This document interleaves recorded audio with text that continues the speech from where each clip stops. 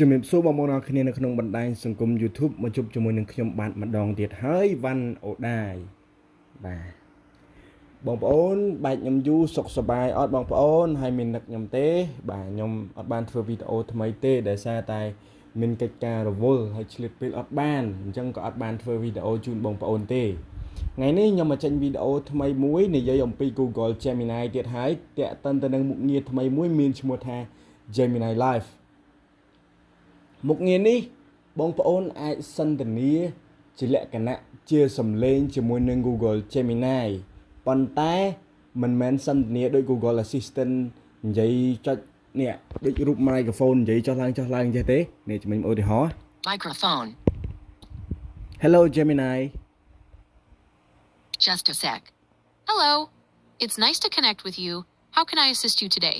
I'm ready to help with a variety of tasks, whether you need information, want to explore creative ideas, or simply have a conversation. Hello. Good response. Bad. Google. Share. Copy. Action. Initial connection. Listen. Open. Hello. It's not good response. Bad. Google. Share. Copy. Action. Added. Ask Gemini. Microphone. អូខេអញ្ចឹងខ្ញុំសុំទោសដោយសារខ្ញុំប្រើថក3ដើម្បី real screen ហ្នឹងណាអញ្ចឹងអត់ចុចអញ្ចឹងទេយើងនឹងប្រើមុខងារមួយមានឈ្មោះថា Gemini Live យើងគ្រាន់តែចុចមុខងារនឹងប៉ក់ទៅ start video call ជាមួយនឹង Gemini តែម្ដងប៉ុន្តែ Gemini ឥឡូវហ្នឹងអត់ទាន់អាចបើកកាមេរ៉ាមើលអីនៅជុំវិញខ្លួនបានទេគ្រាន់តែយើងនិយាយដូចយើងនិយាយក្នុង call មួយគ្នាអញ្ចឹងណាអញ្ចឹងកុំឲ្យខាតពេលវេលាយូរចិត្តតោះចាប់ផ្ដើមមួយខ្ញុំនឹងសួរសំណួរតាក់ទងទៅនឹងជនពិការឲ្យបងប្អូនបានដឹងតែបងប្អូនខ្ញុំសូមបញ្ជាក់ឲ្យហើយណាចម្លើយពេលខ្លះGemini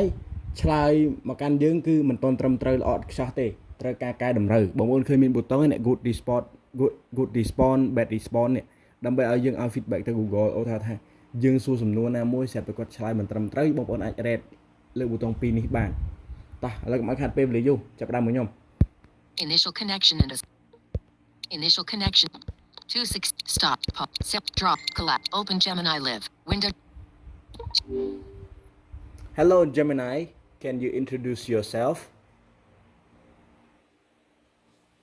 Certainly. I'm Gemini, a large language model developed by Google AI. I'm trained on a massive amount of text data, which allows me to communicate and generate human-like text. I can answer your questions, provide summaries, translate languages, and even write different kinds of creative content. Pause the conversation. Live. Gemini is on hold. To turn the mic back. អញ្ចឹងក្នុងនេះបងប្អូនមានប៊ូតុងដូចជា pause conversation អនុញ្ញាតឲ្យបងប្អូន mute Gemini ឲ្យនៅលើ hold ឲ្យ Gemini រងចាំយើងហើយបងប្អូនមានប៊ូតុង Resume the conversation. resume ដើម្បីបន្តទៀតពេលដែលបងប្អូន pause ហើយណា Close the conversation. close ហ្នឹងគឺបងប្អូនបញ្ចប់ការសន្ទនាជាមួយនឹង Google Gemini អញ្ចឹងឧទាហរណ៍ថាបងប្អូនសួរសំណួរគាត់និយាយគ្នាផ្ទាល់អញ្ចឹងហើយបងប្អូនចង់ទៅស្វែងរកចង់បញ្ឈប់សិនបងប្អូនអាចចុច pause conversation នេះបានអញ្ចឹងណាឥឡូវនេះខ្ញុំដាក់គាត់នៅលើ hold ហើយចាំមើលខ្ញុំនឹងសួរសំណួរតាក់ទងទៅនឹងជនពិការមួយចំនួននិងសំណួរផ្សេងៗខ្ញុំនឹកឃើញទៀត Resume the conversation.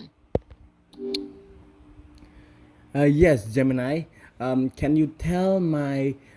my fan about blind people assistive tool that they use every day to help the tasks such as walking, cooking, recognize the red info when the children has warming or flu.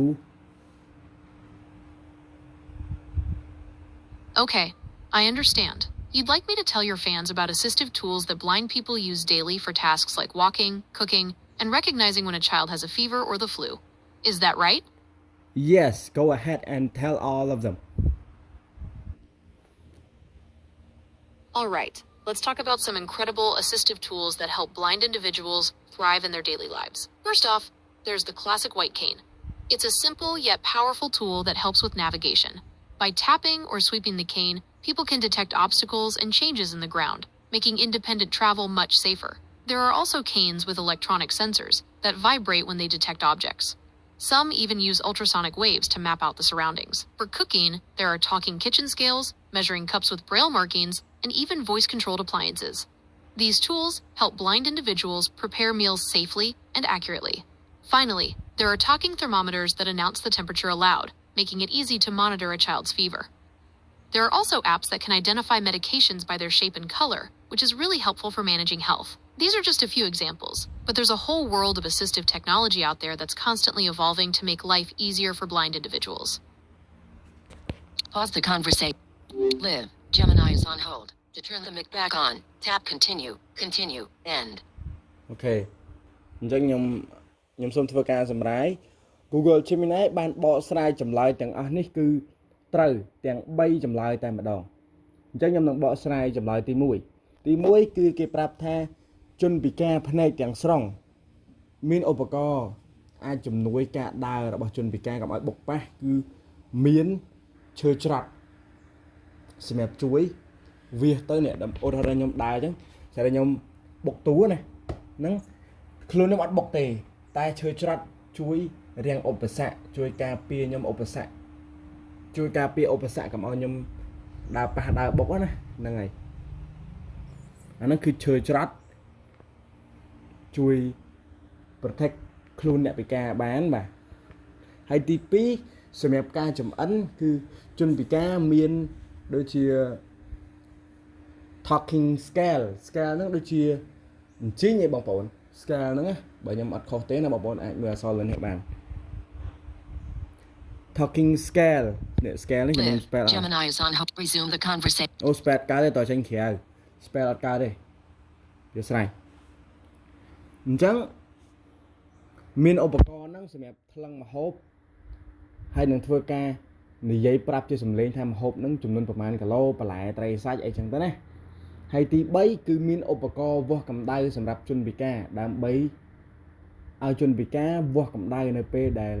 ក្ដៅខ្លួនឬក៏មានអាការៈផ្ដាសាយគ្រុនក្ដៅអីផ្សេងៗទៅតែមួយសោះហ្នឹងណាបាទអញ្ចឹងមានឧបករណ៍ទាំងអស់ហ្នឹងដើម្បីជួយជនពិការសម្រាប់កិច្ចការប្រចាំថ្ងៃមានដូចជាអញ្ជីងមានដូចជាឈើច្រត់ហើយនឹងមានដូចជាឧបករណ៍វាស់កម្ដៅអញ្ចឹងខ្ញុំសង្ឃឹមថាបងប្អូននឹងយល់ហើយចម្លើយទាំងអស់នេះគឺត្រឹមត្រូវខ្ញុំហ៊ានផ្ដល់ឲ្យអញ្ចឹងពីព្រោះខ្ញុំបានស្រាវជ្រាវដែរឧបករណ៍ទាំងអស់នេះអញ្ចឹងវីដេអូនេះមានតែប៉ុណ្្នឹងឯងតែខ្ញុំនិយាយប្រាប់បងប្អូនខាងដើមវីដេអូនេះដូចខ្ញុំនិយាយប្រាប់អញ្ចឹងថាGemini ពេលខ្លះណាគឺគាត់ផ្ដល់ចម្លើយពេលខ្លះក៏អត់ត្រឹមត្រូវដែរតែភាគរយដែលគាត់ផ្ដល់ចម្លើយត្រឹមត្រូវនិងឥតខ្ចោះគឺរៀងច្រើនគួរសមអញ្ចឹងខ្ញុំសង្ឃឹមថាបងប្អូននឹងយល់ចាំជួបខ្ញុំនៅវីដេអូក្រោយទៀតបាយបាយ 7:59. Stop.